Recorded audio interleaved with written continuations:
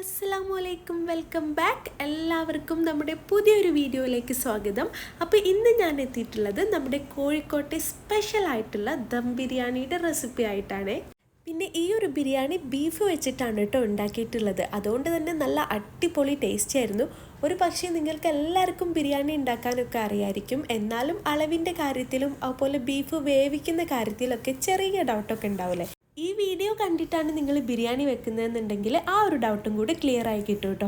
എന്നാൽ നമുക്ക് നേരെ വീഡിയോയിലേക്ക് പോവാം. അതിനു മുൻപ് നമ്മുടെ ചാനൽ ആരെങ്കിലും ആദ്യമായിട്ട് കാണാണ്, നിങ്ങൾക്ക് എൻ്റെ ചാനൽ ഇഷ്ടമാണെന്നുണ്ടെങ്കിൽ പ്ലീസ് ഇപ്പം തന്നെ ഒന്ന് സബ്സ്ക്രൈബ് ചെയ്ത് സപ്പോർട്ട് ചെയ്തേക്കാം. വീഡിയോ ഇഷ്ടമായാൽ ഒന്ന് ലൈക്കും കൂടി ചെയ്യണേ. അപ്പോൾ ഈ ഒരു ബിരിയാണി ഉണ്ടാക്കാനായിട്ട് ഞാനിവിടെ 2.5 കിലോ ബീഫാണ് എടുത്തിട്ടുള്ളത്. ഇത് അത്യാവശ്യം വലിയ പീസായിട്ടാണ് കേട്ടോ കട്ട് ചെയ്തിട്ടുള്ളത്. അപ്പം ബിരിയാണിയൊക്കെ വെക്കുകയാണെങ്കിൽ ബീഫ് എടുക്കുമ്പോൾ ഇതുപോലെ വലിയ പീസായിട്ട് കട്ട് ചെയ്യുക. അതെന്താണെന്ന് വെച്ചാൽ ബീഫ് വേവിക്കുന്ന ടൈമിൽ അതൊന്നും കൂടി ചെറുതായി കിട്ടും. അപ്പം നമ്മൾ എടുക്കുന്ന ടൈമിൽ തന്നെ ഒരു മീഡിയം സൈസിലുള്ള പീസ് എടുക്കുകയാണെങ്കിൽ കറക്റ്റ് ആ ഒരു വലുപ്പത്തിൽ കിട്ടും കേട്ടോ. ഇനി നമുക്ക് ഈ ബീഫ് ഒന്ന് സോഫ്റ്റായി കിട്ടാനായിട്ട് ചെറിയൊരു മാരിനേഷൻ റെഡിയാക്കി എടുക്കുക. അതിനായിട്ട് ഞാൻ 1 കപ്പ് തൈര് ചേർത്ത് കൊടുക്കുന്നുണ്ട്. ഇത് 250 ml തൈരാണ് കേട്ടോ എടുത്തിട്ടുള്ളത്. സാധാ നമ്മൾ പാക്കറ്റ് തൈരില്ലേ, അതിൻ്റെ പകുതിയോളം എടുത്തിട്ടുണ്ട്. ഇനി നമുക്ക് ഇതിലോട്ട് കുറച്ച് ഉപ്പ് ചേർത്ത് കൊടുക്കുക. 1/2 ടീസ്പൂൺ മഞ്ഞൾപ്പൊടി ചേർത്ത് കൊടുക്കുന്നുണ്ട്. 2 ടീസ്പൂൺ മല്ലിപ്പൊടി ചേർത്ത് കൊടുക്കുന്നുണ്ട്. മല്ലിപ്പൊടി എത്രയാണോ എടുത്തിട്ടുള്ളത് അതിൻ്റെ സെയിം അളവിൽ തന്നെ മുളക് പൊടിയും കൂടെ ചേർത്ത് കൊടുക്കുക. പിന്നെ ഒരു 1/4 ടീസ്പൂൺ പെരിഞ്ജീരകം പൊടിച്ചതും കൂടെ ചേർത്ത് കൊടുക്കുക. പിന്നെ ജീരകം ചേർക്കുമ്പോൾ മാറിപ്പോവാണ്ടിരിക്കാൻ വേണ്ടി ശ്രദ്ധിക്കുക. പെരുംജീരകത്തിൻ്റെ പൊടി തന്നെ ചേർത്ത് കൊടുക്കുക കേട്ടോ.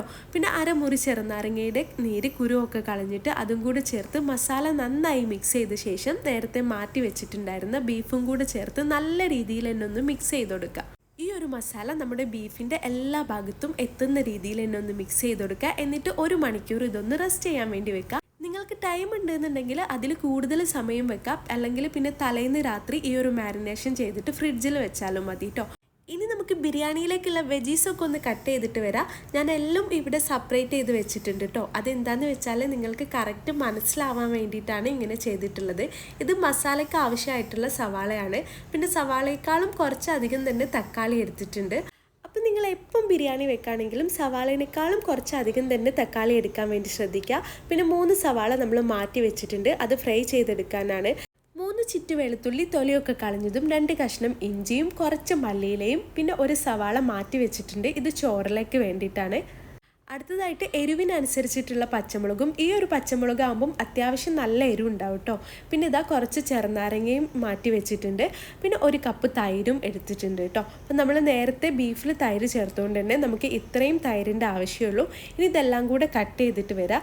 അപ്പോൾ പച്ചമുളകൊക്കെ ചതച്ചെടുക്കുമ്പം ഇതുപോലെ വേണം ചതച്ചെടുക്കാൻ. ഒരുപാട് അങ്ങ് പേസ്റ്റായി പോകരുത് കേട്ടോ. പിന്നെ സവാള ഇതുപോലെ നൈസായിട്ട് കനം കുറച്ച് വേണം കട്ട് ചെയ്തെടുക്കാൻ. നിങ്ങളുടെ കയ്യിൽ സ്ലൈസറൊക്കെ ഉണ്ടെങ്കിൽ ഒന്ന് സ്ലൈസ് ചെയ്തെടുത്താലും മതി കേട്ടോ. മൊത്തം സവാളയും ഇതുപോലെ കനം കുറച്ചാണ് ചെയ്തിട്ടുള്ളത്. ഇനി ഇഞ്ചിയും വെളുത്തുള്ളിയും ഒന്ന് ചതച്ചെടുത്താൽ മതി. നേരത്തെ പറഞ്ഞ പോലെ തന്നെ നല്ല പേസ്റ്റാക്കി എടുക്കേണ്ട, ഒന്ന് ചതച്ചെടുത്താൽ മതി കേട്ടോ. അതുപോലെ തന്നെ തക്കാളി ചെറുതായിട്ട് കട്ട് ചെയ്തെടുത്തിട്ടുണ്ട്. ഇനി നമ്മൾ നേരത്തെ മാറ്റി വെച്ചിട്ടില്ലായിരുന്നു 1 സവാള, അതിലോട്ട് കുറച്ച് ഗ്രാമ്പൂവും പട്ടയും അതുപോലെ തന്നെ 1 ടീസ്പൂൺ ഏലക്കായൻ്റെ പൗഡറും കൂടെ ചേർത്ത് കൊടുക്കുന്നുണ്ട്. പിന്നെ നിങ്ങളുടെ കയ്യിൽ പൗഡർ ഇല്ലെങ്കിൽ ഇതിന് പകരമായിട്ട് 4 ഏലക്ക ചേർത്ത് കൊടുത്താലും മതി. ഇനിയിപ്പോൾ ഇതാ ചെറുനാരങ്ങയുടെ കുരുവൊക്കെ കളഞ്ഞ് അതിൻ്റെ ജ്യൂസ് സെപ്പറേറ്റ് ചെയ്ത് വെച്ചിട്ടുണ്ട്. അപ്പോൾ ബിരിയാണിയിലേക്കുള്ള വെജീസൊക്കെ റെഡി ആയിട്ടുണ്ട്. ഈ ഒരു ടൈം കൊണ്ട് തന്നെ നമ്മുടെ ബീഫും നല്ല രീതിയിൽ സെറ്റായി വന്നിട്ടുണ്ട് കേട്ടോ. അപ്പോൾ ഇത് 1 മണിക്കൂറിന് ശേഷം ബീഫിൽ നിന്ന് കുറച്ച് വെള്ളമൊക്കെ ഇറങ്ങി വന്നിട്ടുണ്ട്. ഇനി ഇത് നല്ല രീതിയിൽ തന്നെ ഒന്ന് മിക്സ് ചെയ്ത് കൊടുത്തിട്ട് നമുക്കിതൊന്ന് വേവിച്ചെടുക്കണം. അപ്പോൾ ഈ ഒരു ബീഫ് വേവിക്കാനായിട്ട് നമുക്കൊരു പ്രഷർ കുക്കറിലോട്ട് മാറ്റി കൊടുക്കുക. ഇനി ഇതിലോട്ട് കുറച്ച് വെള്ളം കൂടെ ചേർത്ത് കൊടുക്കുക കേട്ടോ. വെള്ളം ഒരുപാടൊന്നും ചേർത്ത് കൊടുക്കേണ്ട, ഒരു 1/4 ഗ്ലാസ് വെള്ളം ചേർത്ത് കൊടുത്താൽ മതി. ബീഫ് വേവിക്കുന്ന ടൈമിൽ തന്നെ ബീഫിൽ നിന്ന് കുറച്ച് വെള്ളമൊക്കെ ഇറങ്ങി വരും കേട്ടോ. ഇനി നമുക്കിത് അടച്ച് വെച്ച് മീഡിയം ടു ലോ ഫ്ലെയിമിൽ ഇതൊന്ന് കുക്ക് ചെയ്തെടുക്കുക. ഇളയ ബീഫൊക്കെ ആകുമ്പം നമുക്ക് 2 വിസിൽ തന്നെ ബീഫ് നല്ല രീതിയിൽ കുക്കായി കിട്ടും. ഇനി അത്യാവശ്യം വേവ് കൂടിയ ബീഫാണെങ്കിൽ ഒരു 5-6 വിസിൽ തന്നെ ബീഫ് വെന്ത് കിട്ടും കേട്ടോ. ബീഫ് വേവുന്ന ആ ഒരു ടൈം കൊണ്ട് തന്നെ നമുക്ക് ബിരിയാണിയിലേക്കുള്ള മസാലയും കൂടെ റെഡിയാക്കി എടുക്കുക. അപ്പോൾ നിങ്ങൾ ഏത് പാത്രത്തിലാണ് ദം ചെയ്തെടുക്കുന്നത് ആ ഒരു പാത്രത്തിലോട്ട് 2 കപ്പ് ഓയിൽ ചേർത്ത് കൊടുക്കുക. അതുപോലെ തന്നെ 2 ടേബിൾ സ്പൂൺ നല്ല നെയ്യും കൂടെ ചേർത്ത് കൊടുക്കുക കേട്ടോ. നമ്മൾ ബിരിയാണിയൊക്കെ ഉണ്ടാക്കുമ്പം ഇങ്ങനെ നല്ല നെയ്യ് ചേർക്കുമ്പം ഒരു പ്രത്യേക ഫ്ലേവർ ആയിരിക്കും ഉണ്ടാവുക. അപ്പോൾ ഫസ്റ്റ് എന്താ ചെയ്യുന്നതെന്ന് വെച്ചാൽ കുറച്ച് കാഷ്യൂ നട്ട്സ് ഒന്ന് ഫ്രൈ ചെയ്തെടുക്കുകയാണ്. പിന്നെ അതുപോലെ കുറച്ച് റൈസിൻസ് ഫ്രൈ ചെയ്തെടുക്കുന്നുണ്ട്. ഇനി നമ്മൾ നേരത്തെ മാറ്റി വെച്ചിട്ടുണ്ടായിരുന്ന സവാളയും കൂടെ ചേർത്ത് നമുക്ക് ഫ്രൈ ചെയ്തെടുക്കാം. ഇത് നിങ്ങൾക്ക് വേണമെങ്കിൽ വേറൊരു പാത്രത്തിൽ ഒരു ചീനച്ചട്ടിയൊക്കെ വെച്ചിട്ട് അങ്ങനെയും ഫ്രൈ ചെയ്തെടുക്കാം കേട്ടോ. ഞാൻ പിന്നെ ഇങ്ങനെ ചെയ്യുന്നത് എന്താണെന്ന് വെച്ചാൽ ഇതൊക്കെ ഫ്രൈ ചെയ്തിട്ടുള്ള ആ ഒരു ഓയിലിൽ തന്നെ നമ്മൾ മസാലയും കൂടെ റെഡിയാക്കുമ്പം ബിരിയാണിക്ക് നല്ലൊരു ഫ്ലേവർ ആയിരിക്കും കേട്ടോ ഉണ്ടാവുക. അപ്പോൾ ഇതെല്ലാം ഫ്രൈ ചെയ്ത് മാറ്റി വെച്ച ശേഷം നമുക്കിതിലോട്ട് പച്ചമുളക് ചേർത്ത് കൊടുക്കുക. പച്ചമുളക് ചേർത്ത് കൊടുക്കുമ്പം അതിൽ നിന്ന് 1 ടീസ്പൂൺ മാറ്റിയിട്ട് വേണം കേട്ടോ ചേർത്ത് കൊടുക്കാൻ. എന്നിട്ട് ഒരു 2 മിനിറ്റ് മിക്സ് ചെയ്ത ശേഷം ഇഞ്ചിയും വെളുത്തുള്ളിയും കൂടെ ചേർത്ത് കൊടുക്കുക. അതും നേരത്തെ പറഞ്ഞ പോലെ തന്നെ 1 ടീസ്പൂൺ മാറ്റി വെച്ച് വേണം ചേർത്ത് കൊടുക്കാൻ. അപ്പോൾ അതിൻ്റെ ഒരു പച്ചമണമൊക്കെ മാറി വരുന്ന ടൈമിൽ നമ്മൾ കട്ട് ചെയ്ത് വെച്ചിട്ടുള്ള സവാളയും കൂടെ ചേർത്ത് നല്ല രീതിയിൽ തന്നെ ഒന്ന് മിക്സ് ചെയ്ത് കൊടുക്കുക കേട്ടോ. സവാള പെട്ടെന്ന് വഴന്ന് വരാനായിട്ട് കുറച്ച് ഉപ്പും കൂടെ ചേർത്ത് കൊടുക്കുക. ഞാനിവിടെ കല്ലുപ്പാണ് കേട്ടോ എടുത്തിട്ടുള്ളത്. അപ്പോൾ നിങ്ങൾ ബിരിയാണിയൊക്കെ വെക്കുമ്പം ഇതുപോലെ കല്ലുപ്പൊക്കെ വെച്ച് ചെയ്യുകയാണെന്നുണ്ടെങ്കിൽ നല്ലൊരു ഫ്ലേവർ ആയിരിക്കും ഉണ്ടാവുക. ഇനി ഇത് നല്ല രീതിയിൽ തന്നെ ഒന്ന് മിക്സ് ചെയ്ത ശേഷം മീഡിയം ഫ്ലെയിമിലാക്കിയിട്ട് നമുക്കിത് അടച്ച് വെക്കാം. ഒരു 5 മിനിറ്റ് കൊണ്ട് തന്നെ സവാള നല്ല രീതിയിൽ തന്നെ വഴന്ന് വന്നിട്ടുണ്ടാവും. ഈ ഒരു ടൈമിൽ നമ്മൾ മാറ്റി വെച്ചിട്ടുണ്ടായിരുന്ന തക്കാളിയും കൂടെ ഇതിലോട്ട് ചേർത്ത് കൊടുക്കുക. ഇനി ഇത് നല്ല രീതിയിൽ തന്നെ ഒന്ന് മിക്സ് ചെയ്ത് കൊടുക്കുക. തക്കാളി പെട്ടെന്ന് വഴന്ന് കിട്ടാനായിട്ട് വീണ്ടും നമ്മൾ നേരത്തെ പറഞ്ഞ പോലെ തന്നെ ഒന്ന് അടച്ചു വെക്കാം കേട്ടോ.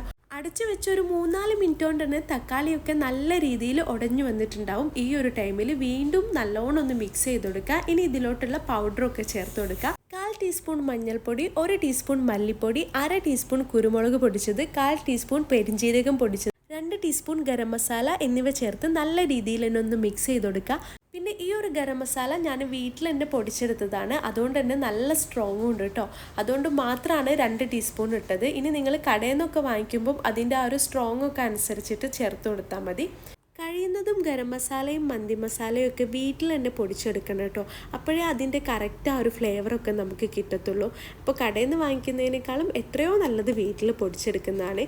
ഇനി ഈ ഒരു മസാലയിലോട്ട് ബീഫ് വേവിച്ച വെള്ളവും കുറച്ച് മല്ലിയിലയും പിന്നെ മാറ്റി വെച്ചിട്ടുണ്ടായിരുന്ന ചെറുനാരങ്ങയുടെ നീരും കൂടെ ചേർത്ത് നല്ല രീതിയിൽ ഒന്ന് മിക്സ് ചെയ്ത് കൊടുക്കുക. എന്നിട്ട് മീഡിയം ഫ്ലെയിമിലാക്കി അടച്ച് വെച്ച് 3 മിനിറ്റ് ഇതൊന്ന് കുക്ക് ചെയ്തെടുക്കുക. നമ്മളിങ്ങനെ ചെയ്യുമ്പം നമ്മുടെ മസാലയും ബീഫിൽ വേവിച്ചിട്ടുണ്ടായിരുന്ന ആ ഒരു വെള്ളവും എല്ലാം കൂടെ അങ്ങ് സെറ്റായി വരും കേട്ടോ.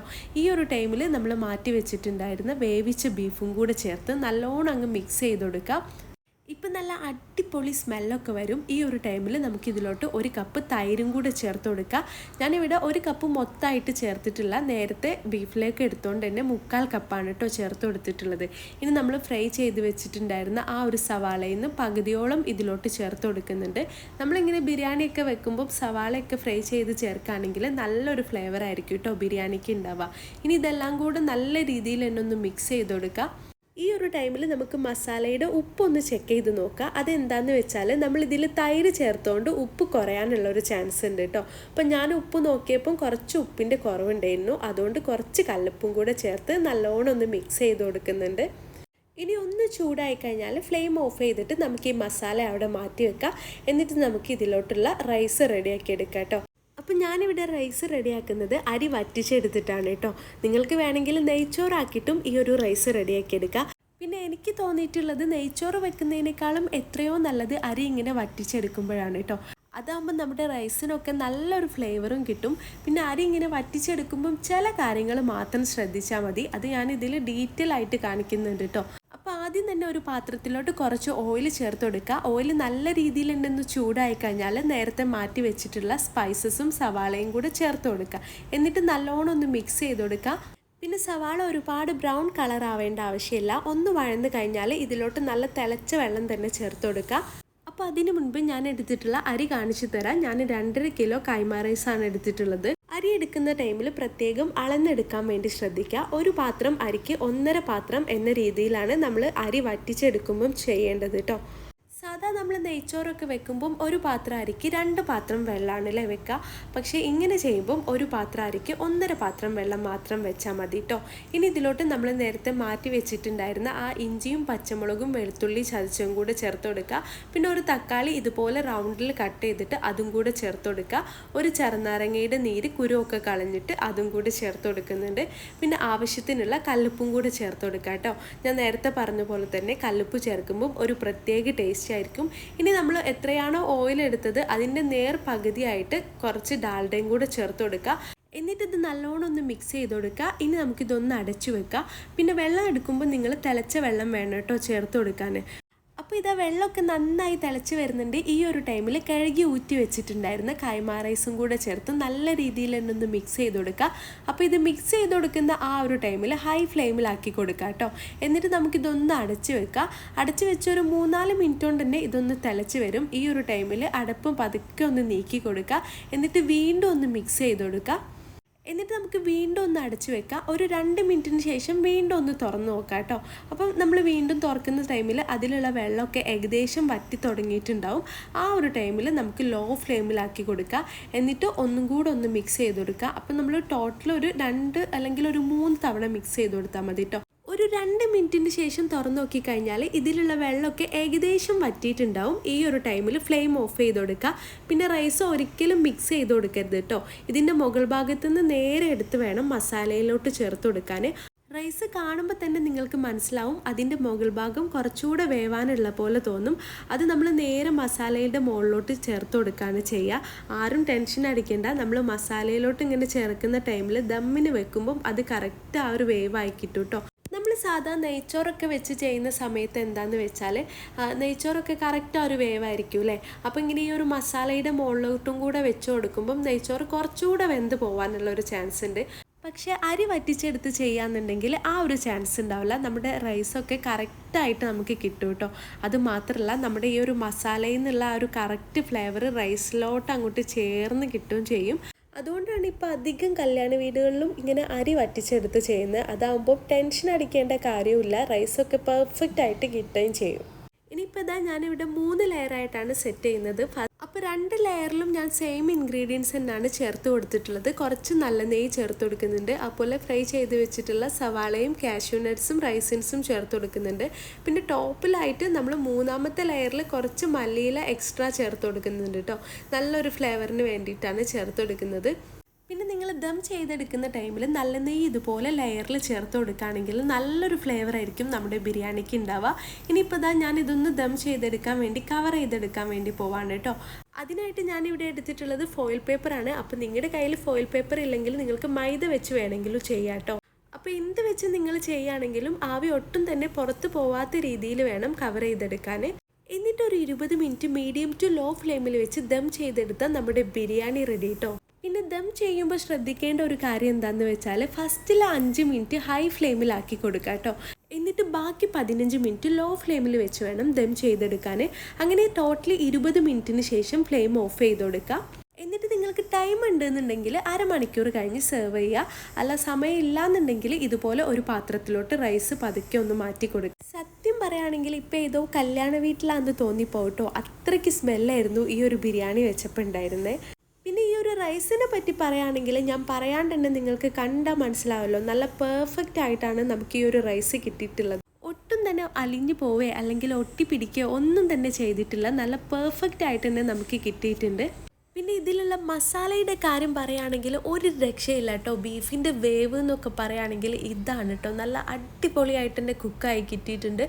അപ്പോൾ ഇതാ നമ്മുടെ ബീഫിൻ്റെ വേവൊക്കെ കണ്ടില്ലേ, ഇത്രയും ജ്യൂസി ആയിട്ടാണ് കേട്ടോ നമുക്ക് കിട്ടിയിട്ടുള്ളത്. അപ്പോൾ എല്ലാവരും മസ്റ്റ് ടൈം ട്രൈ ചെയ്ത് നോക്കുക. എന്നിട്ട് എനിക്ക് ഫീഡ്ബാക്ക് അറിയിക്കുക. ഇൻഷാല്ലാ ഇന്നത്തെ നമ്മുടെ വീഡിയോ ഇത്രയേ ഉള്ളൂ. പുതിയ നല്ലൊരു വീഡിയോ ആയിട്ട് അല്ലെങ്കിൽ നല്ലൊരു വ്ളോഗുമായിട്ട് നമുക്ക് വീണ്ടും കാണാം. Take care. ബൈ.